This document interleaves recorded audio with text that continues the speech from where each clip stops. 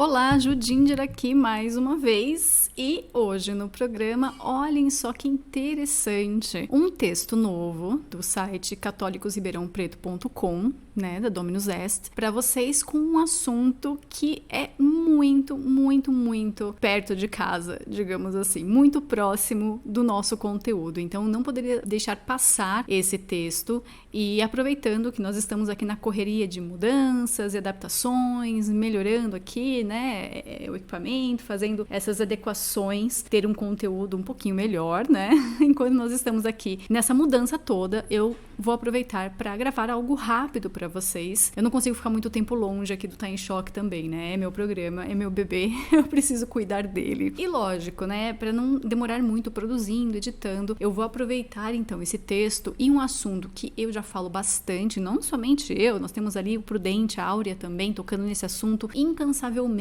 no seu canal do Telegram e no seu Instagram. Então é algo que nós já estamos trabalhando há um tempo, mas sempre vale a pena voltar nesse assunto, porque ele continua evoluindo na sua casa, né? Que é o Instagram. Então, nessa plataforma, o Instagram, esse problema, ele vai se ampliando, porque mais pessoas veem, então, o retorno que dá a abrir as famosas caixinhas. E olha, de caixinha aqui, a gente acaba tirando sarro mesmo. Inclusive, eu tenho um programa que é quase uma paródia, né, dessas caixinhas de pergunta do Instagram, que é o Fora da Caixinha, certo? O Fora da Caixinha, ele também está numa pausa devido a essa mudança, mas logo eu volto com o programa, ele passa lá no YouTube do Nova Vertente e também na rádio, na Shockwave Rádio, certo? Eu tô sempre fazendo a divulgação através dos meus canais, seja no Telegram, eu passo ali também no YouTube, aviso para vocês quando tem programa novo. E por que nós decidimos fazer esse programa? Porque isso virou uma febre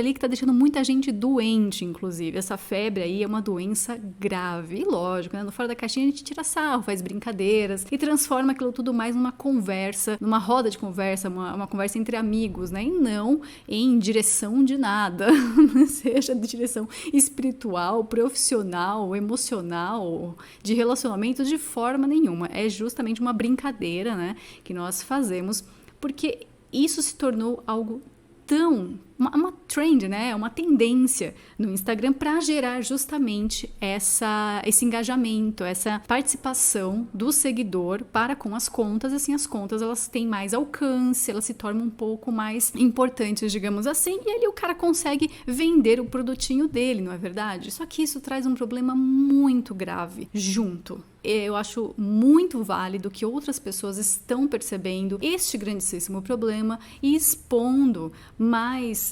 brilhantemente, digamos assim, mas de uma forma mais organizada qual é esse problema. E lógico, eu vou colocar aqui outras publicações feitas pelo Prudente Áurea e até pelo Evandro Pontes sobre esse assunto e como ele realmente está criando aí, né, poço, e as pessoas vão entrando nesse poço e vão afundando.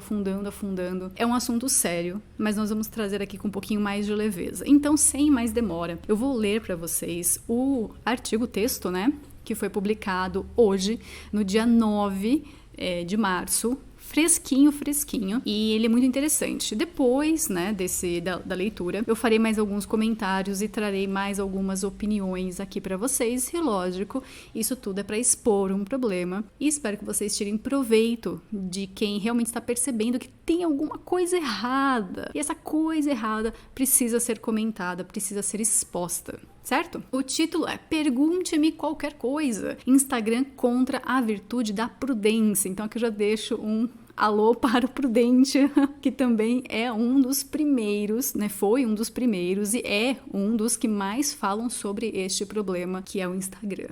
Vamos lá. Tem se alastrado nos últimos anos um fenômeno inusitado nos meios católicos, inclusive nos meios conservadores e tradicionais. Usuários católicos de redes sociais, especialmente do Instagram, fazem uso de uma ferramenta própria da rede em que se enviam perguntas de maneira anônima para um também fiel católico e candidato a guru, entre aspas, prover respostas públicas, o que pressupõe não só um conselho a um amigo que perguntou, mas um magistério pessoal à disposição de muitas muitos leitores. Na maior parte dos casos, o guru começa se propondo a responder perguntas específicas sobre um assunto ao qual ele acredita dominar. Mas não demora muito para que, embebido por sua própria sabedoria, ele comece a pontificar sobre qualquer assunto. Como, por exemplo, namoro, mesmo que não tenha a experiência superior de um padre, diretor de almas, ou a de um fiel casado que viveu por muitos anos a experiência diária do casamento e do namoro, e talvez venha a ter a graça de estado para dar um conselho particular a um afilhado, o guru das redes sociais se propõe a pontificar sobre o que quer que lhe perguntem sobre o assunto. Há até muitos gurus solteiros prontos a dar conselhos sobre o assunto. Há absurdos bem piores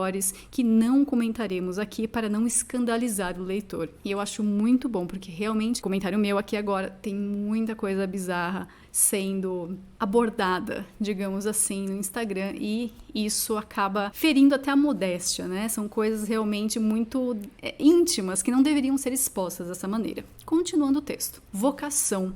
Por incrível que pareça, não é raro os ouvintes pedirem conselhos vocacionais, sacerdócio ou matrimônio, a esses e essas gurus responderem provendo alguma direção. Há inclusive seminaristas enviando perguntas, conforme podemos deduzir dos enunciados. O que mais se vê aqui são respostas que parecem ter vindo de um despacho do quinto dos infernos. O silêncio que pouparia a alma do incauto seminarista e do soberbo guru passa ao largo. Literatura. Mesmo que em alguns casos trate-se de algum sujeito que tenha lido algo a mais que a média da maioria, normalmente estamos falando de gurus que mal chegaram aos 30 anos e que sequer escreveram qualquer obra relevante ou sequer produziram qualquer material que seja, que lhe credencie como consultor sobre questões literárias. Parece que quanto menor tiver sido sua produção de obras escritas e publicadas, tanto maior a autoridade reivindicada nas respostas. Alguns desses catedráticos, sem obras e sem cátedra, inclusive, se propõem a vender vagas em um clube de livros virtual que eles mesmos criaram. Praticamente, todos eles se sentem preparados para dar dicas de livros, desde a mais alta teologia sagrada até a decoração da casa, e ambos os assuntos são tratados com a mesma importância. Dificilmente alguém achará uma caixinha de respostas desses docentes da última hora, dizendo para a pessoa procurar algum padre bem formado ou um estudioso de verdade antes de se arriscar a ler algo que poderia prejudicar sua alma para sempre. Há até quem se acredita na altura de repreender tanto o índex de livros proibidos da igreja, por ter listado Balzac quanto o próprio São Leonardo de Porto Maurício, por uma suposta severidade em seu sermão, o pequeno número daqueles que são salvos. Liturgia e religião. Parece que quanto mais delicado é o assunto, mais esses jovens adultos se sentem preparados para lidar com eles. É a profunda ignorância que inspira o tom dogmático, conforme veremos a seguir. Graçam os absurdos sobre a questão missa nova versus missa de sempre, conselhos sobre qual a melhor missa a se frequentar, qual comportamento adotar, sacramentos, religiões comparadas, etc. Acontecimentos do dia a dia. Todos nós acabamos, talvez por impulso dos nossos tempos, emitindo uma opinião, mesmo que interior, sobre determinados fatos que acontecem no país e no mundo. O ideal seria nos abstermos, mas nem sempre é o que acontece. Aqui os gurus dão um toque a mais nesse movimento voluntarista da opinião. Não basta só tê-la, mas é preciso dar aos fatos sua interpretação correta para milhares de ouvintes formarem suas respectivas opiniões. Agem como demiurgos de consciências. Graves problemas pessoais. Algumas pessoas passando por graves problemas e talvez sem ter a quem recorrer, acreditam poder encontrar ali, na voz desses mestres, entre aspas, uma resposta que lhes aliviará. A esta altura, o leitor já deve imaginar o que esperar. O grau de inconsequência aqui deixa de ser só uma questão de destruir a própria alma e a do aconselhado e da audiência, e passa a flertar com a violação do Código Penal. Essa lista não é exaustiva, pois há muitos outros assuntos, tais como economia, tecnologia, política, história, filosofia, física, teologia e por aí vai, que não constituem qualquer intimidação para que tão corajosos professores emitam suas respectivas opiniões. Falam de Vaticano II, da teoria da relatividade, bolsa de valores, processo canônico de anulação de casamento e o que mais estiver à frente. Parece tão surreal tudo isso que novamente precisamos lembrar. Não estamos falando que muitas pessoas falam separadamente de apenas um desses assuntos, mas sim que a maioria delas fala sobre praticamente todos esses assuntos. Estamos diante de uma profusão de mestres que acreditam ter conhecimento enciclopédico. Além disso, voltemos ao primeiro parágrafo e lembremos também: não estamos falando só de católicos de teor progressista, mas de conservadores e alguns até mesmo ditos tradicionais. A persistência em se colocar como sábios para uma quantidade tão grande de pessoas sobre assuntos que só conhecem sua superfície e às vezes nem isso, fazem com que esses candidatos a futuros ex-católicos venham cada vez mais em direta oposição aos mais experimentados ensinamentos de todos os tempos, caindo assim em direta oposição também à virtude da prudência, que é a reta razão no agir, que guia o homem, sob a luz da fé e em maior ou menor grau sob o dom de conselho, para conseguir da melhor maneira agir em conformidade com seu fim último, que é Deus. Dito de outra maneira, se é verdade que a virtude, caridade, é a forma, as virtudes, a prudência mostra a elas os meios e as oportunidades, ou seja, isso significa que todas as virtudes serão exercidas prudencialmente. Por exemplo, não se pode ser justo se a reta razão no agir não ditar o modo e mostrar a oportunidade pela qual se exercerá essa justiça. Assim, em assuntos delicados, tais como o ensinamento de muitas pessoas em vários assuntos, o desenvolvimento da prudência requer uma longa e madura reflexão respaldada por anos de um trabalho ordenado, em conformidade com o estado de vida ao qual se está colocado. E mesmo assim, são pouquíssimos aqueles habilitados para falar de uma ampla gama de assuntos. O mero estudo de um assunto nem sempre qualificará alguém para lidar com ele de maneira pública a modo de magistério. Por isso, esses mestres faltam também com a misericórdia ao próximo quando vendem como pão uma massa envenenada, levando seus ouvintes a se tornarem igualmente doentes. Pode, porventura, um cego guiar outro cego? Não cairão ambos no barranco? Terminamos essa breve reflexão com um trecho muito interessante de um ensaio do padre Jean-Michel Glaise, postado lá no católicosribeirãopreto.com, quando, ao introduzir uma questão difícil, ele explicou a dificuldade de lidar com ela em meio a tantas opiniões desqualificadas. Fala-se mais frequentemente de crítica quando o juízo tem por objetivo atos do intelecto ou da vontade. Por exemplo, critica-se o comportamento de seus semelhantes porque se exerce um juízo sobre os atos de vontade do outro, ou ainda criticam-se opiniões porque se exerce um juízo sobre outros juízos. Fala-se também de crítica, mas não a respeito das operações humanas, mas a respeito das obras artificiais que podem resultar delas. Crítica das obras de arte mecânica, tal como pode ocorrer no âmbito de competições agrícolas, ou crítica das belas artes, como a crítica literária. Em um sentido particular, o juízo que se exerce sobre o ato do intelecto enquanto tal, na medida em que ele é o ponto de partida válido de toda especulação, pertence propriamente à sabedoria metafísica. E o juízo que se exerce sobre o ato de fé teologal, enquanto tal, pertence propriamente à teologia, na sua parte apologética. Enfim, fala-se também de crítica num sentido pejorativo, para denominar o juízo injusto que se produz de dois modos. No caso do juízo temerário, quando aquele que pretende julgar não tem o conhecimento requerido, necessário e suficiente, para poder fazê-lo, ou no caso do juízo usurpado, quando aquele que pretende julgar não possui a autoridade requerida para poder fazê-lo. No primeiro caso, há, em primeiro lugar e antes de tudo, uma ignorância que levará a um erro e depois a uma injustiça. No segundo caso, há primeiro, antes de tudo, uma injustiça que levará a outra injustiça, mesmo se não houver nem ignorância e nem erro. Mas nos dois casos, a injustiça do juízo não consiste em decidir mal ao invés de decidir bem. O juízo é injusto na precisa medida em que aquele que julga, favoravelmente ou não, pouco importa, não pode reivindicar, valendo-se de seus dizeres, nem a ciência e nem a autoridade suficientes. Na maior parte das vezes, as desordens que destroem a paz de uma sociedade e que acabam inclusive trazendo prejuízo ao bem pessoal dos indivíduos têm por origem esses dois tipos de juízos injustos. Há aí uma consequência manifesta do pecado. E o individualismo moderno, nascido da Revolução, não faz senão agravar, até proporções inauditas, essa má inclinação. Cada um tem uma opinião sobre tudo, e essa opinião é tão mais rapidamente dita quanto mais flagrante for a incompetência e menos comprovada for a autoridade. Hoje, o primeiro, ou melhor, o último, a chegar não hesita em opor-se com inabalável confiança em questões complexas e difíceis, ao parecer esclarecido dos entendidos que estudaram um determinado assunto por toda a sua vida. E aqueles que geralmente ignoram as circunstâncias concretas, as quais dependem de uma decisão carregada de consequências, tratam como crianças os homens de experiência que, sobre o assunto, ponderaram demoradamente os prós e os contras antes de tomar o lado mais sábio. Cada indivíduo dogmatiza e pronuncia suas sentenças irreformáveis para invalidar, sem outra forma de processo, os juízos mais legítimos da mais incontestável autoridade. A imprensa local, nacional e internacional, assim como naquilo que convencionou se chamar de net,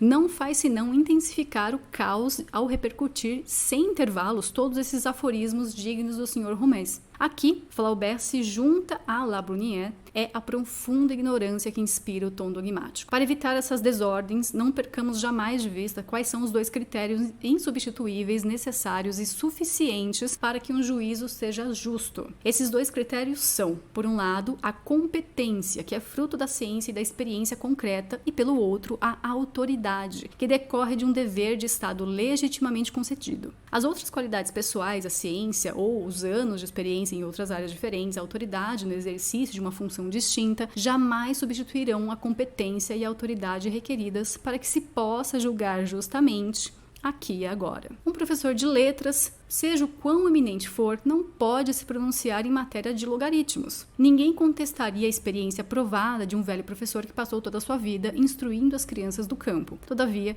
esse professor teria muito a aprender, se não quase tudo, de um professor universitário, talvez até mais jovem que ele, mas não obstante mais experimentado que ele em sua área e vice-versa. Mesmo os antigos alunos das grandes écoles se especializavam de tal maneira num determinado ramo particular do saber humano que eles chegam a negligenciar os outros. Não é por culpa deles, mas sim por culpa da nossa civilização. Não vivemos mais no século de Pico della Mirandola, onde um homem podia adquirir toda a ciência de sua época, e menos que as ciências, as experiências e, portanto, as prudências não são intercambiáveis. Da mesma maneira, as autoridades.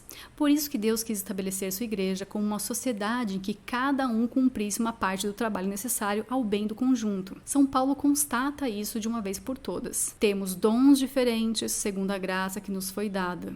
Em todos os tempos, o homem em orquestra foi um personagem não somente ridículo, mas odioso. A rainha da Espanha, Isabel, a católica, pediu um dia que fosse composto um quadro representando um padre, uma mulher e um assassino. Como o artista estava estupefato, Sua Majestade aproveitou para dar uma lição. A composição deveria representar o padre no altar, a mulher no parto e o assassino na forca. No espírito de Isabel, o quadro deveria dar uma ideia do famoso princípio de ordem que está no fundamento de toda a justiça. Cada um no seu lugar e um lugar para cada um. Muito bem, eu termino aqui essa primeira parte da leitura, do texto lá do Dominus Est. Pergunte-me qualquer coisa, o Instagram contra a virtude da prudência. E claro que eu não poderia deixar de trazer também uma publicação daquele que tem o canal com o nome de Prudência Áurea, não é verdade? E tem me ajudado muitas vezes nesses assuntos. Nós compartilhamos ali, conversas. Muitas dessas conversas não chegam ao público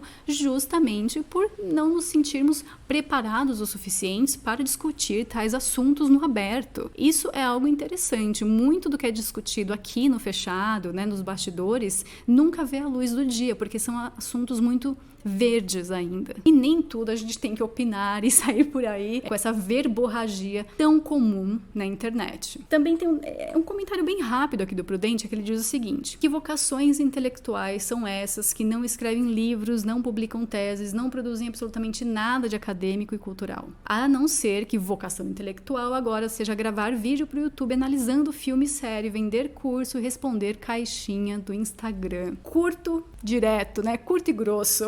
E aqui eu faço a recomendação. Ele tem uma conta no Instagram também, ele publica coisas interessantes, ele não abre caixinhas de pergunta.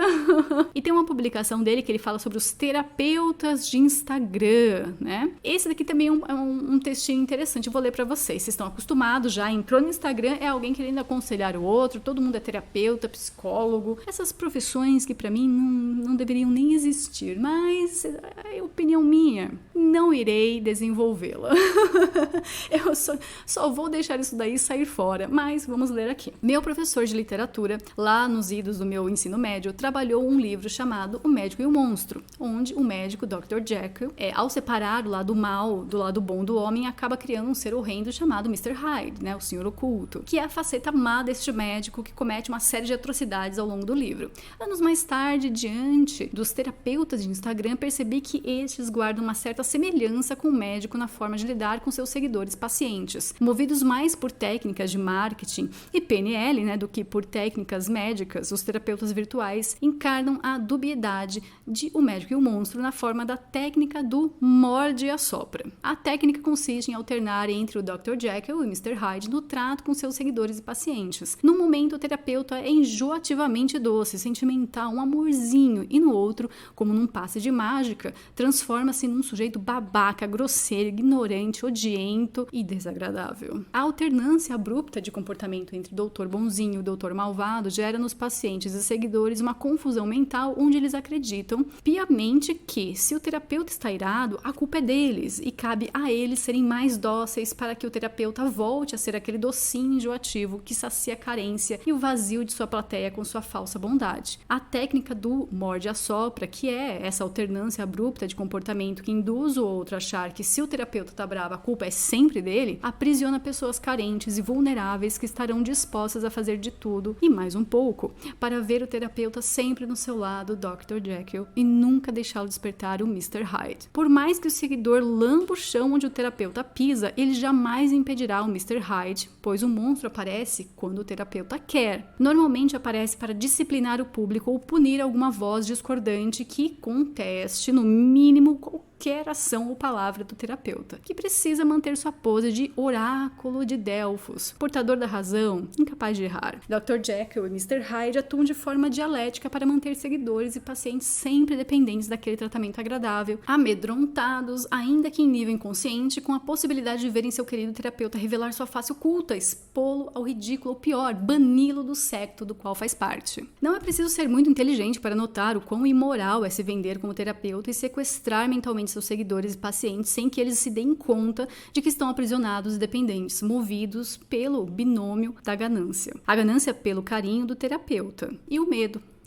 do terapeuta lhe esculachar por qualquer razão diante de todos. O tratamento e a cura que o terapeuta oferece para problemas X ou Y vem com a fatura da manipulação e da dependência emocional. A pessoa não percebe, mas ela fez uma troca. O problema dela, pela dependência do terapeuta, o culto à personalidade e o medo de ser ridicularizado ou excluído do grupo, sempre à espreita. Nós temos aqui outro aspecto muito gritante desse tipo de interação entre o criador de conteúdo e o consumidor de conteúdo lá no Instagram. Agora nós vamos para uma parte mais delicada ainda. E olha, nessa daqui, o Pontes, ele foi extremamente direto. E muitas pessoas me contataram depois que eu compartilhei essa chamada de atenção, digamos assim, que o Pontes publicou no canal do Telegram dele em relação a essa questão das caixinhas do Instagram como um exagero. Eu fiquei pensando, mas espera aí, orientação espiritual, isso não deveria ser feito por um padre? Muitas vezes, acho que na maioria delas, os padres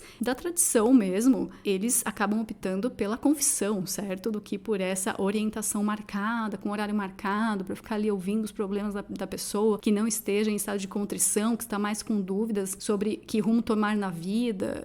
A maioria dos conselhos acabam sendo entregues durante a confissão, né? Que ali não há dúvida, você sabe que errou e você sabe que precisa de uma mudança. E dentro daquele problema que você está enfrentando, o padre te orienta. E logo depois você recebe a penitência. E através dessa penitência, você já tem ali uma ideia do que você precisa fazer e não voltar a pecar também, né? A parte mais importante de todas, você ter certeza ali que aquilo foi um erro, você está arrependido, você não quer repetir aquele erro, né? Que não quer voltar a pecar. Quando você vê todas essas orientações de Instagram, e muitas delas bem marcadas como orientação mesmo, deixa um gosto amargo na boca, é algo muito estranho. Isso está se espalhando com pessoas que você nem poderia imaginar, né? Pessoas que até ontem estavam vendendo cursos de assuntos variados sobre história, filosofia, sei lá, qualquer coisa. Outras pessoas que até ontem nem tinham rede social, você nem sabe quem é a pessoa, apareceu do nada, não tem traço traço nenhum, de nenhum trabalho intelectual, de nenhuma qualificação, assim como o texto diz, de alguma autoridade, experiência.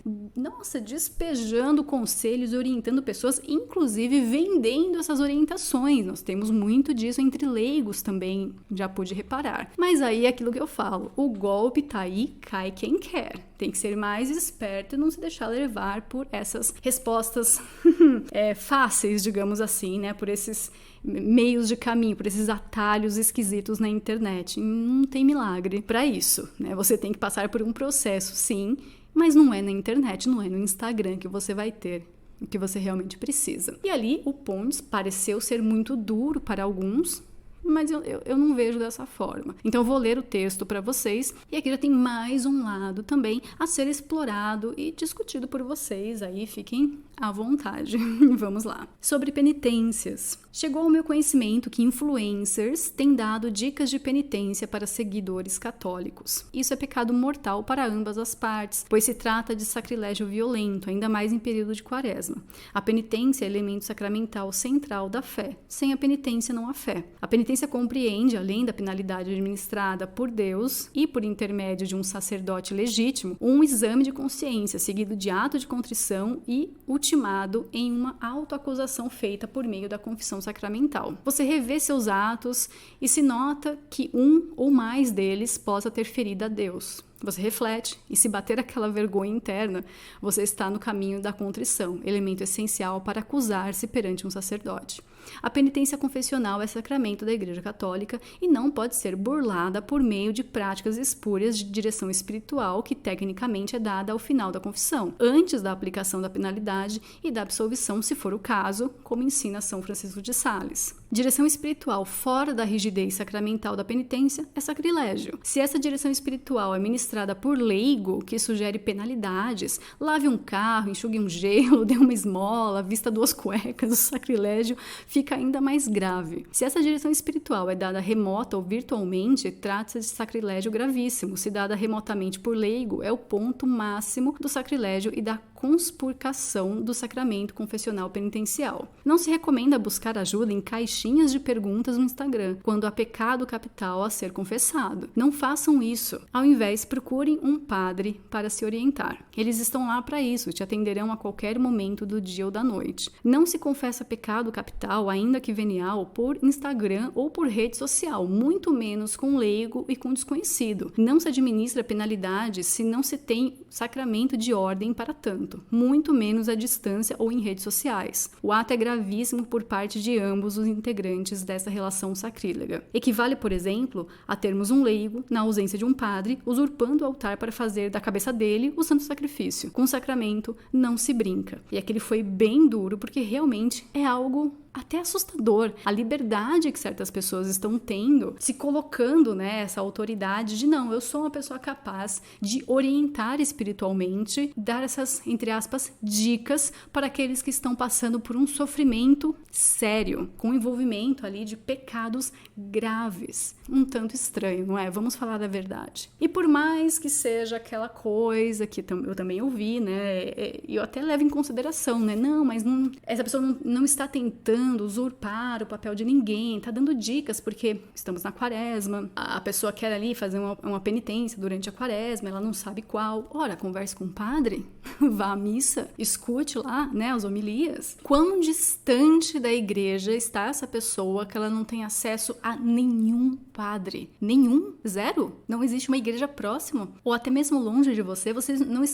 não poderia se esforçar um pouco e viajar até algumas horas para encontrar um padre e aí sim fazer essas perguntas? Qual dificuldade você tem em se locomover até o padre mais próximo? Não estaria, então, disponível, né, para fazer esse sacrifício? Não teria essa vontade de saciar a sua dúvida e, em caso de reconhecer que é um pecado, confessá-lo? Eu realmente acabo não entendendo muito de você entrar numa caixinha de Instagram, ceder a esse desejo do criador de conteúdo, do dono da conta, de interação com o seu público para esse problema específico. Realmente, para mim, fica a dúvida e eu tento entender o que leva uma pessoa a fazer isso. Se realmente traz ali uma saciedade em que a pessoa está se auto-enganando, achando que ela encontrou uma resposta à altura do problema dela e que aquilo já basta, não precisa de mais nada. Ou se aquilo é um complemento. Ah, não, tudo bem, eu falei com o padre, mas ainda não é isso. Eu preciso de mais uma opinião.